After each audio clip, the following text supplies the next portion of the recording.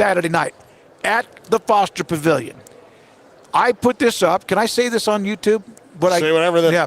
I put this up. I almost dropped one there. I put this up on Twitter after the game ended that game was batshit crazy. It was batshit crazy. It was. I mean, look, I got to see, I would say 85% of it once we got to the bar when we got back to Kansas City after being in Lawrence. And we'll talk about my experience there a little bit too, because like if you're a basketball fan and you want a pure basketball experience, that's where you go. But Foster Pavilion the other night, Baylor, the only way Iowa State, because they weren't shooting like they were against Kansas where they made 14 threes for the first time all year. They weren't doing that. They were missing their threes. They were not doing that. Baylor was really great in the first half offensively. The only way they were going to get back in that game was through fouls, really, honestly. And look, that happens. It doesn't, like, whatever you think of the calls individually of should this have been a foul, should that have been a foul, the number was out of whack, especially for a home game in which the home court advantage was very evident in how loud it was and how how much that they were affecting things, especially for Iowa State shooting the ball. Like that's really one of the first times we've seen that repeatedly from a Baylor crowd. Like this is now a few consecutive games where they've really started to affect it. And even though they lost the triple overtime game, even though that game they almost lost at the buzzer, the shot, of course, was overruled. It was rowdy. Like they did. That's right. They've affected it. I'll tell you this. I have somebody that I wasn't at that game because I was prepping to get as much as I could done to leave for Vegas yesterday. Somebody at the game, big donor, client of mine. We're both client of each other. He said that had they lost that game, he thought it was on the edge of getting more than rowdy. That was, and by the way, that's a good crowd as long as someone doesn't do something stupid and throw something on the court, etc. But Baylor's still new to this. Like having an arena that the structure of it is not prohibitive to you being loud. That was the problem with the Farrell Center. Right. Like fine for banquets and volleyball and all this other stuff, but when you're talking about getting it super loud for basketball, it was too cavernous. But they had all that, and it does have to be, and I do think this is why we need transparency from officiating in college. Yes. Because we don't have it. In the NBA, in the NFL, Major League Baseball, those people have to answer for the decisions they make.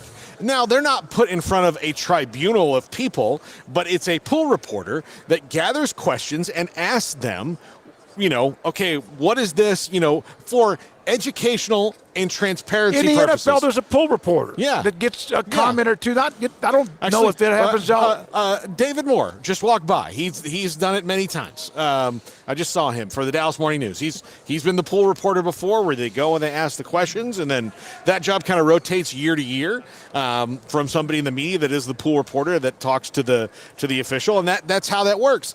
But in college sports, when Mack Rhodes has to say after the game, like, look, I'm questioning why those two technicals were given, particularly the first one, you can kind of throw up like, yeah, it looked ticky-tack, but I don't know.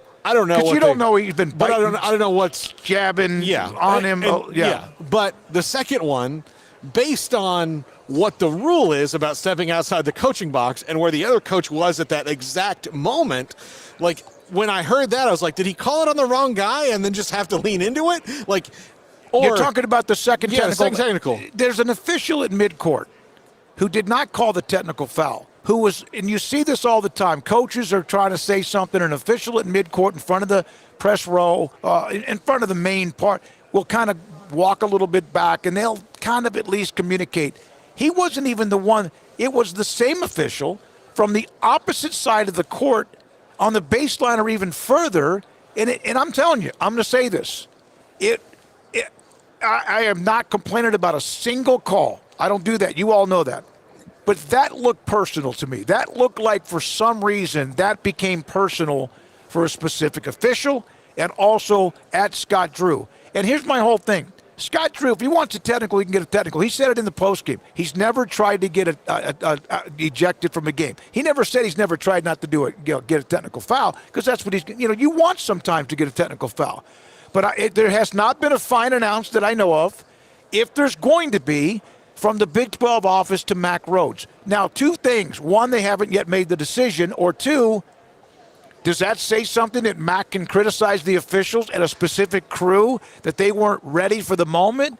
What does that say if the Big 12 does not fine him? And if you've been fined by the Big 12 office before, if you're an AD, you're like, wait a minute, Max specifically, he said, I don't like doing this, but at the crew, you'll be surprised. I'd be surprised if it's not a fine. That doesn't mean I think he should be fined, but you kind of, he and Yormark are tight, right? Yeah. But you know, you're doing what you're supposed to not do is criticize or talk about even if he's he right. also said, I don't care if they find me. So that also kind of leads into that a little bit. But I'm and like sometimes you have to say, I don't care if they find me because I need to say this.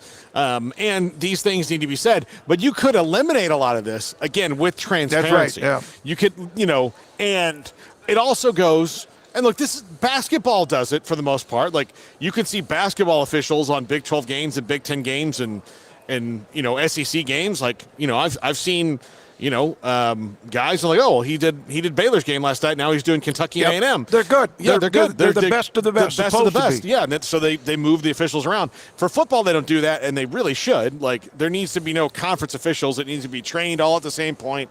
All the rules uniform. They need to do this across the board, but there still does need to be transparency, because any time that something bad happens, like, they'll be like, yes, we do admit that was a bad call. All people are human. Like, okay, well, what are you doing to make your officials better? That's fine. I agree with it. Human beings make mistakes. It was a bad call. That's fine.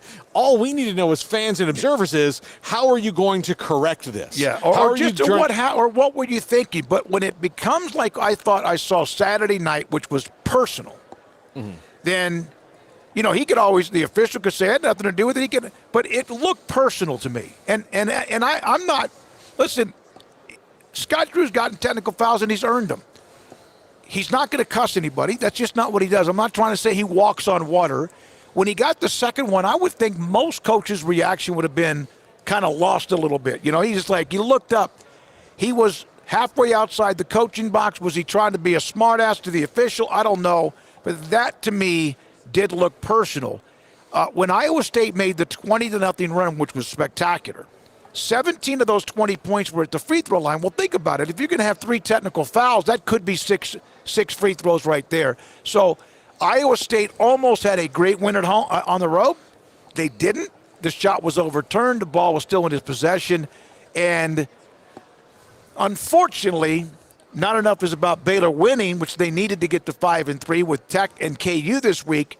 And it's about the officiating. And that's when I then get a little bit, okay, I need to say something myself. Here's Spencer Goff said this. To me, it feels like officiating has grown more and more personal as I have watched athletics over the last 35 to 40 years. That's a long stretch there. It is interesting you used the word personal. That seemed to me personal. Yeah, and look, now, the official may never admit that, and it may not have been. I need the San Antonio guys over here right now. I can't remember the name of the official. Who is the official that had it in for Tim Duncan? I know who you're talking about. But you know what I'm talking about. Like, that behavior should not have been tolerated by the league, and they let that guy continue officiating. And, look, I get that you don't like Tim Duncan. Nobody's telling you have to like everybody. That's a silly thing. But you are here and just because he rubs you the wrong way. And, of course, of all the people in the world that rub you the wrong way, the quietest superstar in the history of the NBA, kind of a weird one. He doesn't say much, but when he does, he makes that guy mad. That was just so weird. Again, you have to, no matter what you think, when you decide to put on stripes, when you decide to do that, you have to be really good at Joey Crawford. Thank you, Ryan Davis. Yeah, you have to be really good at leaving your preconceived notions at the door. It's just about that moment. It's hard to do, but you have to be able to. I have to come to work and put up with you guys every day for 3 hours. Yes. I hide my feelings. Exactly. That's what you have to do when you're officiating a basketball game. Look, if you don't like Scott Drew, or you don't like Jamie Dixon, or you don't like whoever it is, all right, but you're not in charge of hiring and firing them. You're in charge of calling and enforcing the rules of the game. So whatever decisions you have to make cannot be based on any coach's history. Yeah, you can go in knowing like if you're reffing a Bobby Knight game, I'm probably gonna get my ass chewed tonight. And I'm probably like, and so you have to be. Doesn't mean you have to like it, but you have to like you have to maybe go in like I'm ready to tech somebody for something they should be given a tech for. But you can't be like, I just don't like this guy. And if I hope you never go into a game as an official saying I have to give a tech for so. I hope you don't even think that way. You have to be ready to like, look, I have to be ready to stand up to this guy. But Bob Knight also has to be ready for an official that he knows they have a conflict of interest or a personality conflict. He needs to understand that too. Exactly. And I doubt he ever did. No, but you have to be able to say this is not about what this coach did in this game or that game, or like one time he rode my ass the whole game, and you know what, I don't like the way he did that. And so you go in there mad at the coach before it starts. Every game has to be its own separate thing. So it doesn't matter that in 2017 you were doing a game and he made you look bad. Right. It matters what he does that day. Yeah, that day. It's like umpires in baseball and those, there's certain tennis players that thought that were certain chair officials or umps, but that just for whatever reason, and